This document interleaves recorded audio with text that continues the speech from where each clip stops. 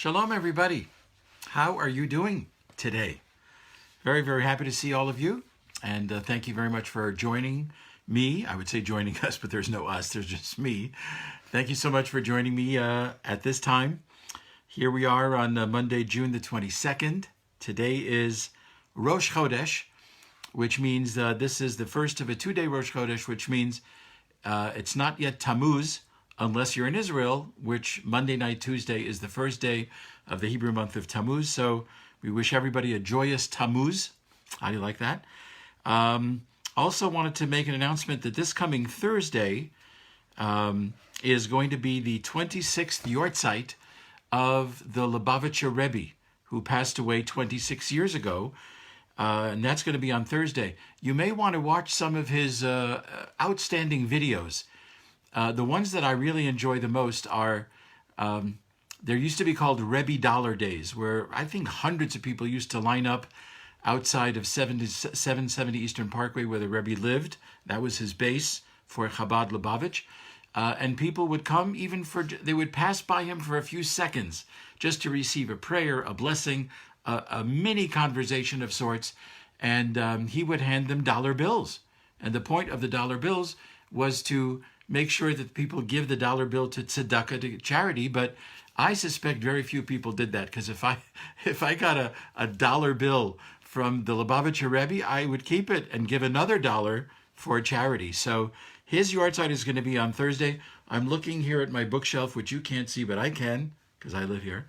I have a couple of books on the life, the story of the Lubavitcher Rebbe, and I may just on Thursday read a few of those beautiful episodes, some of his great teachings, and that's going to be this coming Thursday. Before we dedicate our learning tonight, I want to mention that this coming Wednesday and the following Monday, I will not be recording or presenting a live session, because Wednesday night we'll be at a wedding, so can only do one thing.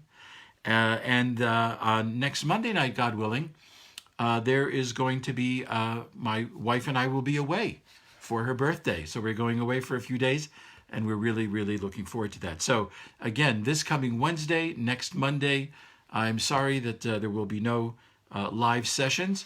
And then again, we'll continue, God willing, a week from this Wednesday. So before we go to our teaching today in Pirkei Avot, which is chapter 1, Mishnah, or teaching number 15, I want to dedicate tonight's session to the father of Michael Beer. And Michael would like to dedicate tonight's learning in loving memory of his dear father, Ira Beer, who passed away very recently. Ira Beer's name in Hebrew, Yitzchak Dov ben Tzvi Mendel.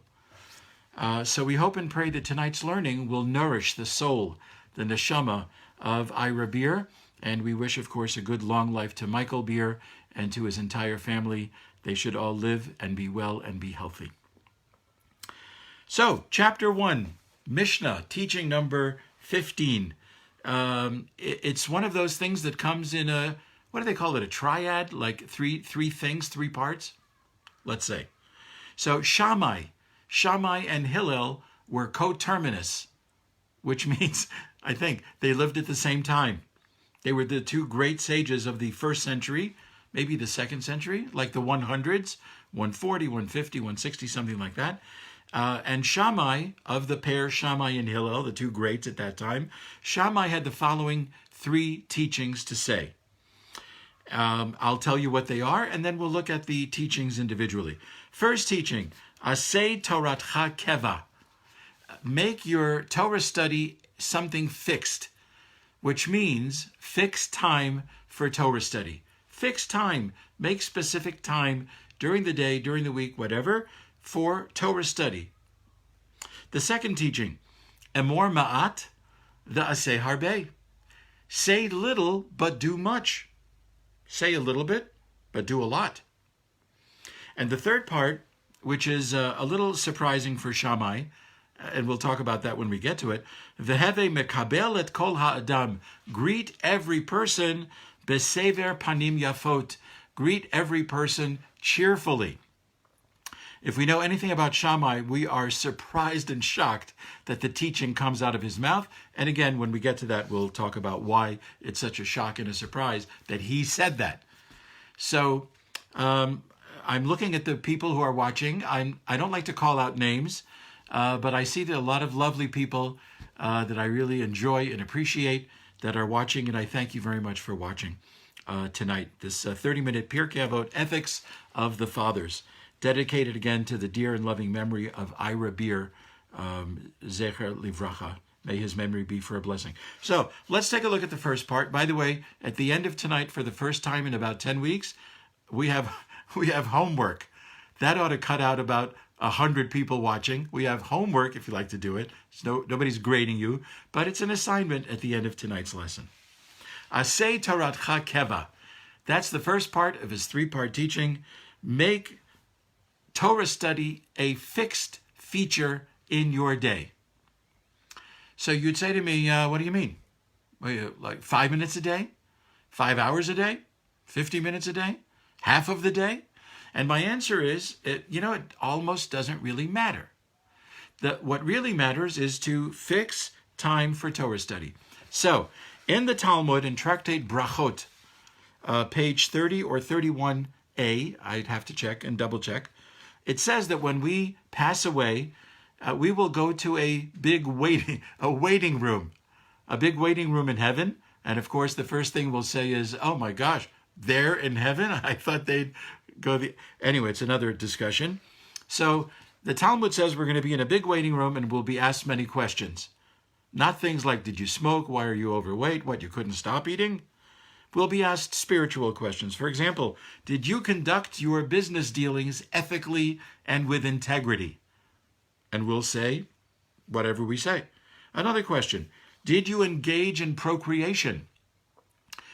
Which I think widened is, did you raise children? You'll answer the question any way you feel. Did you delve into wisdom? I have to be honest and say I'm not really sure what that's all about, but maybe that's my assignment at the end of tonight to find out what is that. And another question is, did you await salvation? Did you await redemption? Did you await the Mashiach? That's very hard to gauge. How do I know if I waited? How does anybody know if I waited for the Mashiach? Is that visible? Is that something you can tell, measure? Not necessarily. But the reason I mention this is one of the questions we'll be asked in the big waiting room after 120 years is, did you fix time for Torah study? So I'm just preparing all of us at the end of 120 years. That's a big question. So let's prepare for that. Did you fix time for Torah study? So what does that mean? It means to take a certain part of the day, whatever you can do, and be honest in your assessment, whatever you can do. If you can do an hour of Torah study, could be by a text, a book, listening to a lecture. Today is 30 minutes of your hour, let's say. YouTube clips, all kinds of things on television, all kinds of things on the internet that you can listen to. So if you fix, let's say, an hour a day of Torah study, what the Mishnah is teaching us in Pirkei Avot is to make that time inviolate, or whatever color you like, to make that time inviolate. In other words, this is a time that you're going to keep, no matter if you feel like keeping it. I'm a little bit tired today. No, this is what the teaching is. Fix time for Torah study. Fix it so that it doesn't move. It doesn't move anywhere. And the idea there is to make sure you have a good text to study, or a good lecture to listen to, or a good YouTube or a clip to watch that educates you Jewishly, spiritually, to find the right atmosphere in your home, in your study, wherever, to go to a synagogue, find a place to go to your house of worship, find a place where you're going to be able to do that regularly, and to find something engaging. You don't want to do something boring that's not going to interest you. You want to be interested. You want to be engaged. So that's, I think, what the Mishnah means by make time for Torah study, fix time for Torah study. And here's the secret, okay? I'm going to tell you a secret. And the secret is If you make time for Torah study on a daily basis, whatever that time is, start with 5 minutes a day.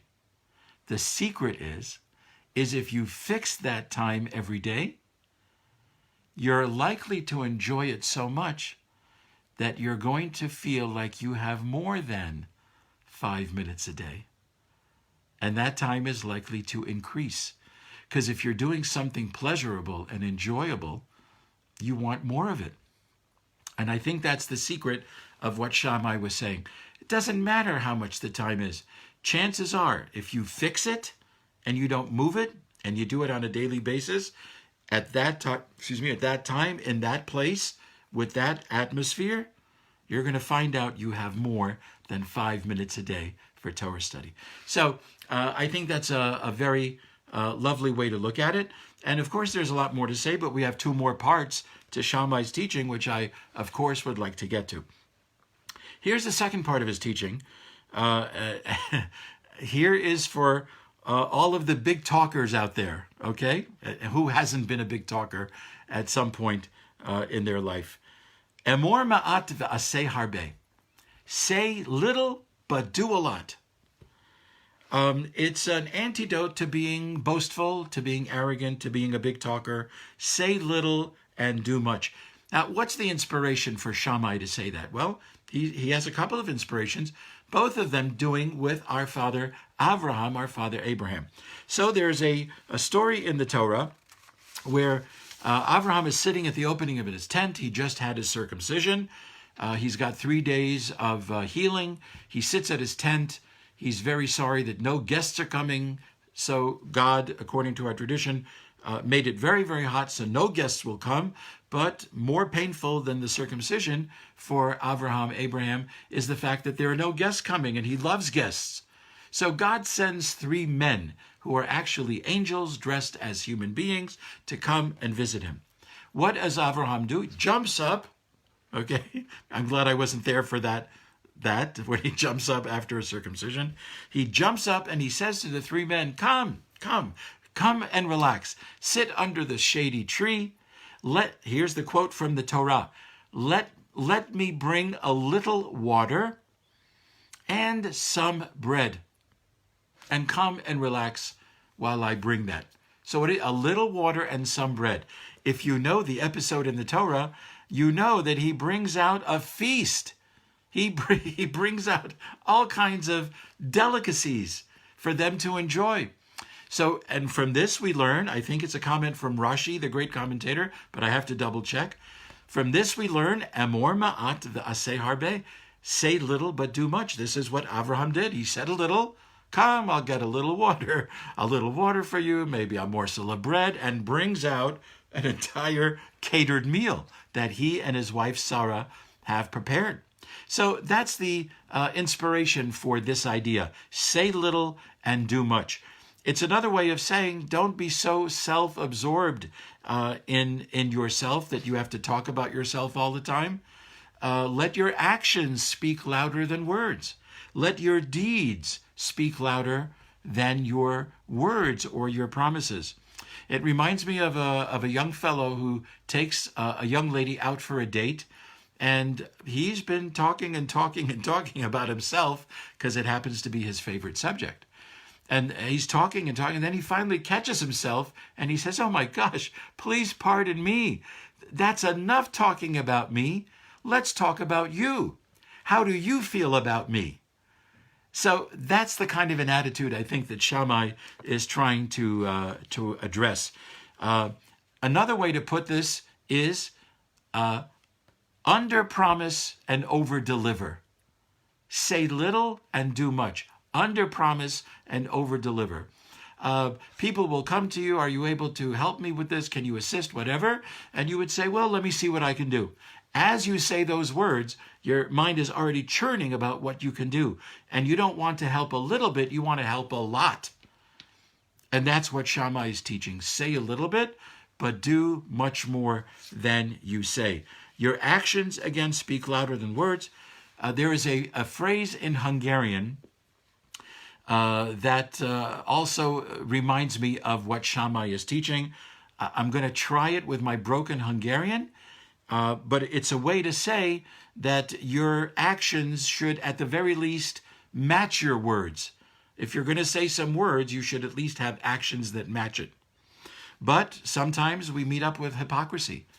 Sometimes we meet up with boastful arrogance, and people actually said more than they actually did. So the phrase in Hungarian, if you're Hungarian, let me know if you understand this. Vizet predikal és bort isik. Something like that. Basically what it means is, I hope my sister Susan will correct me, it means he preaches water, but he drinks wine. In other words, there's a level of hypocrisy there. The actions don't exactly match the words. He preaches water. It's a way of saying, let's live a life that's more frugal.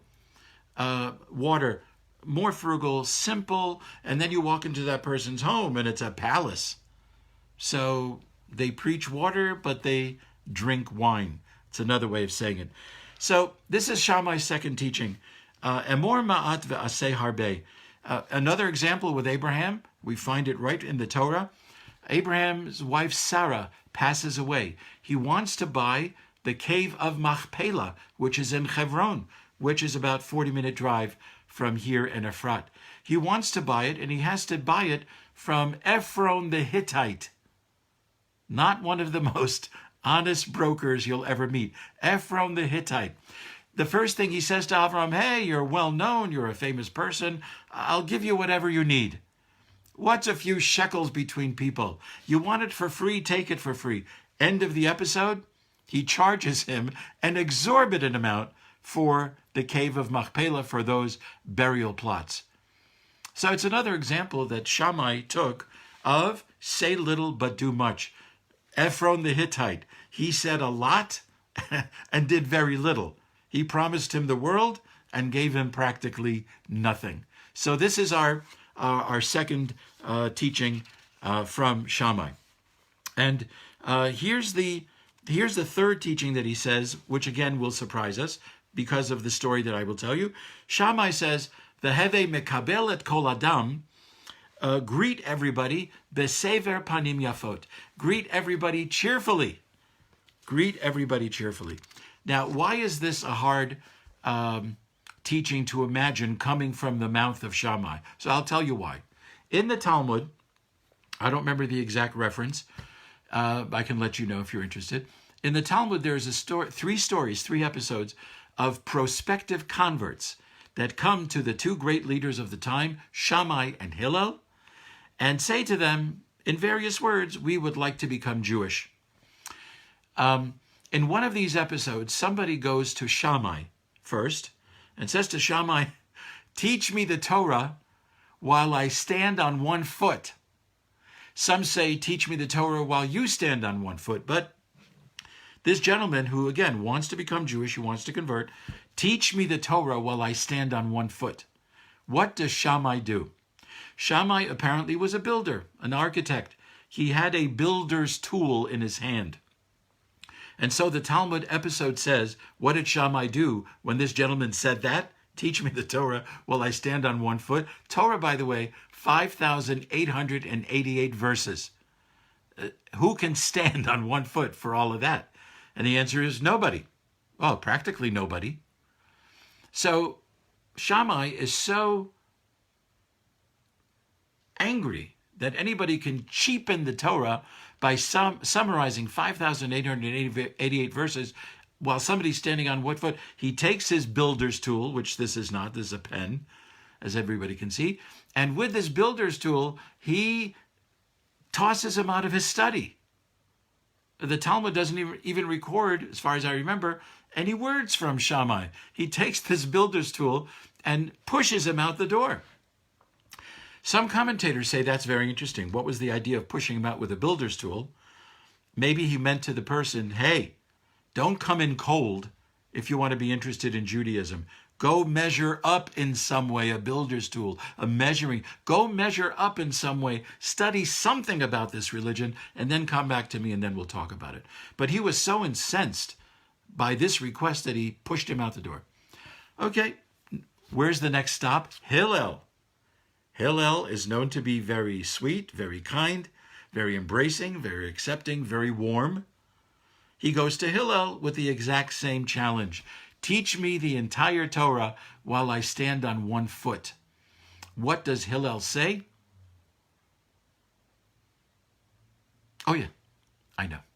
Hillel says, whatever is hateful to you, do not do to others. And that, he said, is a major principle of the Torah. Now, is that the sum and essence of the 5,888 verses? If you ask me, I would say, I don't think so. I don't know if that's a good summary. But Hillel wanted this gentleman to know that as Jewish people, with our holy Torah given to us by God as a way to live our lives, the entire Torah is all about kindnesses. It's all about not doing things that are hurtful or painful to other people. That's what the Torah is really all about. Yes, there are laws, there are narratives, etc. But if you want to extract the main point of the entire Torah, it is love your neighbor as yourself. It is don't do to others what is hurtful or painful to you. So, now here is Shammai, the one that took his builder's tool and tossed this guy out of his study without even acknowledging anything about what he wants. Why did you come? What makes you interested in becoming Jewish and all that? He is the one to say, greet everybody cheerfully. So what is that all about? And I never understood that until I read a commentary yesterday. And the commentary yesterday gave me an insight about why Shammai made this teaching. I would have expected it to come out of Hillel's mouth, because that was more Hillel's personality. But it came out of Shammai's mouth, and here's the commentary I found, and I like it. The commentary said that Shammai, having such close connections with Hillel, the people that came to both of them, Shammai saw how successful Hillel was in his personality, in his character, and in his demeanor with other people. Shammai saw that. And he saw that maybe Hillel is more successful being the way Hillel was than he is successful being very stern and being very exacting. And you know what happened according to this commentary that I read yesterday? Shammai changed. And once he changed, he was able to make or teach this particular lesson. Once he changed, he was able to say, like Shammai, treat everybody with a cheerful countenance, etc. So this is what Shammai finally learned. He learned, I would put it in this term, better nice than ice. Do you know what I mean? Sometimes we meet people whose personality and character is ice cold. They have the warmth of a steel girder. And where does that get people like that? And my answer is not very far.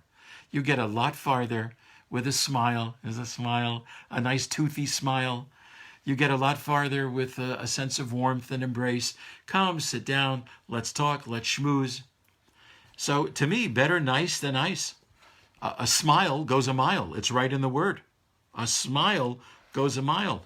To have a kind disposition, to be congenial, cheerful, pleasant. I think what Shammai is also saying, that when you fix time for your Torah study, and when you say little but you do much, you could be very, very proud of yourself.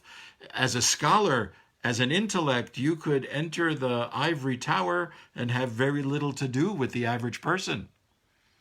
And I think Shammai wants to warn us to not become so high in our own esteem that we forget our fellow human beings. We forget how to treat them. We forget how to be with them. We forget to be kind with them and accepting and warm and embracing. Personally, I think that's his lesson. You probably heard this brief vignette. A vignette sounds like an hors d'oeuvre, doesn't it? I'll have 3 vignettes, please. No sugar. Somebody's outside on the street collecting money. They're apparently very poor. They need a few coins to be able to buy whatever. You can fill in the blank, whatever they want to buy. Somebody comes by and they said to the person, are you able to contribute? I need just a few pennies. And the man says, you know, today I didn't walk out of my house with a wallet. So I'm very sorry, my friend, I can't help you. And the gentleman says to him, you already did help me. You called me friend. It's a way of being with people. It's a way of being cheerful and welcoming. And this is something that Yochanan ben Zakkai, one of the great sages of the Talmud and of Jewish history, it is said about him in the Talmud, Rabbi Yochanan ben Zakkai, he was the first person to greet everybody in the marketplace. So let's say in the what is the marketplace? The supermarket, the mall. Here in right near us in Efrat, we have Jerusalem, the Jerusalem Mall, the Malcha Mall. There are many, many malls in the city of Jerusalem and in the local environs. So imagine Yochanan ben Zakkai would be in a mall or in a shuk in a marketplace. The Talmud says nobody beat him to a greeting. He was the first one when he would see somebody eye to eye, he would say, good morning, unless it was evening. That he would say, good evening, good afternoon, whatever. He was the first one to greet people, and the Talmud was careful to add this phrase. He was the first one to greet everybody, even the Gentiles in the marketplace. He did not differentiate. Oh, I'll say hello to this person because they look kind of traditional and observant and religious. The other ones, no, I'm not interested in them. No, God forbid. Everybody got the same treatment from Rabbi Yochanan ben Zakkai. So, what can I say about a smile? I love smiling. I think it's important to smile. I am such a lover of smiles. You tell me if you do this. You can write a comment. Even when I wear my mask, I'm smiling. Now, nobody can see that. And by the way, I work on smiling a lot. I mean, I generally smile, but I work on it. There's also an episode of a great rabbi, I don't remember his name. If I looked in my notes, I'd remember. Not notes that I have here, somewhere else. Who practiced for 2 years in front of a mirror, smiling. It took practice. He knew it was not his natural inclination. So he smiled in front of a mirror for a couple of hours a day, like that for 2 years. And then they put him away, and he's now in a home. I'm kidding. That's how he did it. That's how important he felt it was. So even when I'm wearing my mask, I smile. Again, who can see it? Nobody. Sometimes, by the way, when you smile, people can see it in your eyes. Even if they can't see below, they can see it in your eyes. They can see it in your crow's feet. It looks like this person is smiling. So a smile is just a welcome mat to the rest of the world. It really is. And this is what Shammai is teaching. Have mekabel et kol ha'adam besefer panim yafot. Greet everybody cheerfully. And I think that's a hugely, hugely important lesson as we come almost to the end of our time together today. So, dear friends, here's the homework, okay? Write me. You can send me an email, rabbiadlerinisrael@gmail.com. You can write me here. You can write me on my Facebook page. Wherever you want to write me, you can write me. Here is the assignment. Shammai has a 3-pronged teaching. Fix time for Torah study. Say little and do much. And greet everybody cheerfully. What's the assignment? See if you can weave those 3 together. Why did those 3 get said or taught together? How are those 3 connected? Fix time for Torah study, say little but do much, and greet everybody cheerfully. That's the assignment. Write me any way you can to tell me what you think is the connection of those 3 parts of this teaching. Dear friends, again, thank you so much for joining me. I really, really appreciate it. You're part of an ever-growing group of people who are watching. I don't know how long they're watching, but an ever-growing group of viewers. So I really appreciate that and thank God for that. Again, we are not meeting this coming Wednesday. We're not meeting next Monday. But a week from this Wednesday will be the next time that we meet for 5 Derech Eretz lessons in the Torah portion. Again, thank you for being with me. I appreciate it. Have a wonderful day and enjoy the rest of the week. And may we all have a joyous and healthy and safe month of Tammuz. Take care, everybody. Bye-bye now.